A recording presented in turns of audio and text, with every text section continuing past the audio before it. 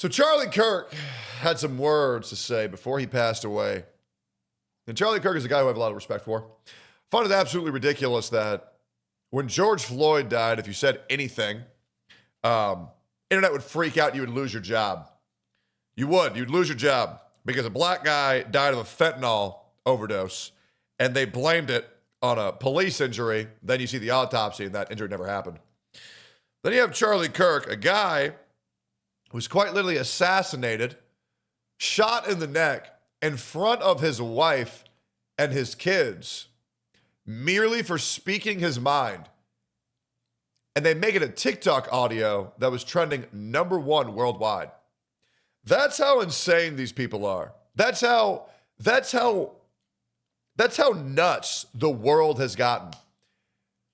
And I'm just going to be completely honest. They don't care about this guy's death because he's white. I mean, let's just think real quick.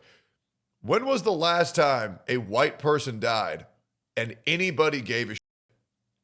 And I really want you to think that. Think of the last time a white man was killed, assassinated, murdered, and mainstream media did an outrage or was outraged. I want to remind you, Trump got shot, was about 2 centimeters away from being assassinated himself. And you know what they say? Oh, it's a hoax. Oh, it's all a hoax. Yeah, the last white person that got assassinated and anybody gave a was JFK. That's like borderline ancient history in internet years. If a policeman looks at a brown person the wrong way, every news outlet is their pants. And it's ridiculous. And that's what they do. That's why we have infinite browns in our country now, illegally. We give so little about white people that we must let in millions of undocumented browns into our country.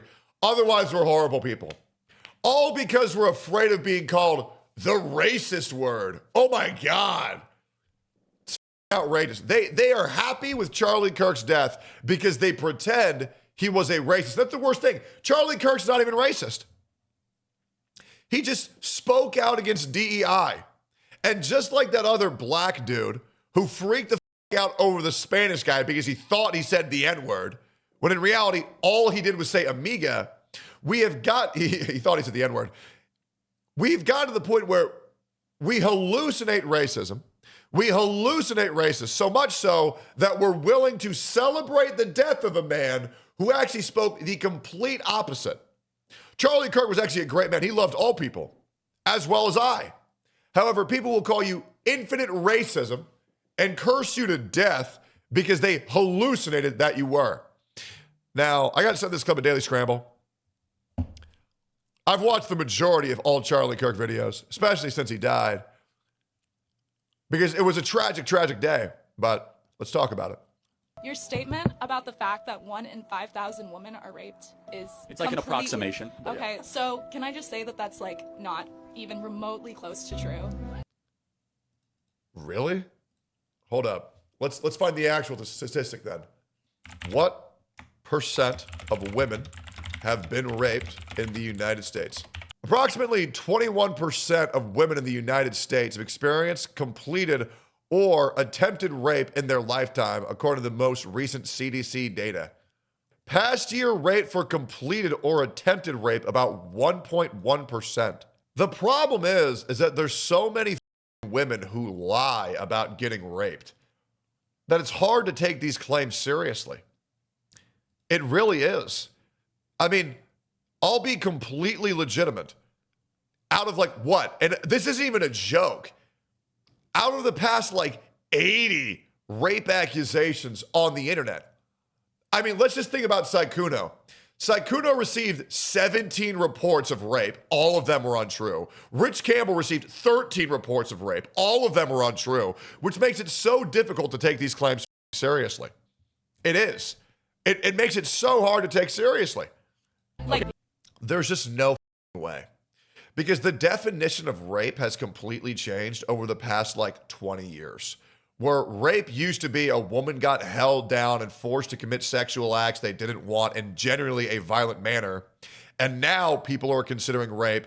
They had consensual sex, and then 2 years later, not even 8 years later, they changed their mind. I mean, guys, I'll be real. That happened 17 different times with Saikuno.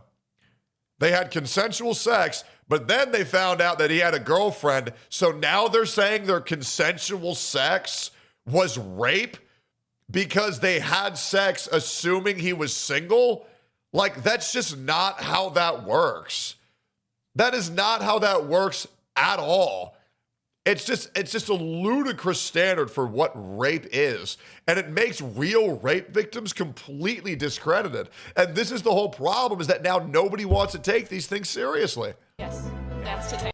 Why would you go up to a debater and say that you don't want to debate it unless you're talking completely out of your ass? That's just not how that works, man. And also, what the f does he mean, people like you? Is that so if you disagree with me, that I'm instantly going to discredit you and devalue you as a human being? It's just complete. I'm sorry, we're tired of being called rapists at every turn. And we're tired of being categorized for something that we are not. And it creates dissension, it creates division, and it is bad for men and it is bad for women to say that 40 million American women have been raped. I just want to understand, that number is more than the population basically of California. The whole population of California has been raped. That's our position now? It's just blatantly exaggerated and widely untrue, because the problem is that women these days say, oh, if I change my idea on the person that I had sex with, then I can retroactively take away consent. And that's just not how that works. Real rape is when you're being held down, being forced to do things against your will that you don't want to do, with threat of violence behind it, okay? Rape isn't, I had sex with this person and now I don't like them, so now it's rape. And it's ridiculous, because nobody takes this seriously anymore, because we can't, because there's so many liars. And because people see people who claim they got raped have so much more attention put on them in real life, they say, oh, well, I want to be a victim too, so I'll lie about it too. It's run rampant. It's run rampant in internet culture. And to be honest, it's incredibly disrespectful for people who have actually endured such horrific trauma. It's pathetic.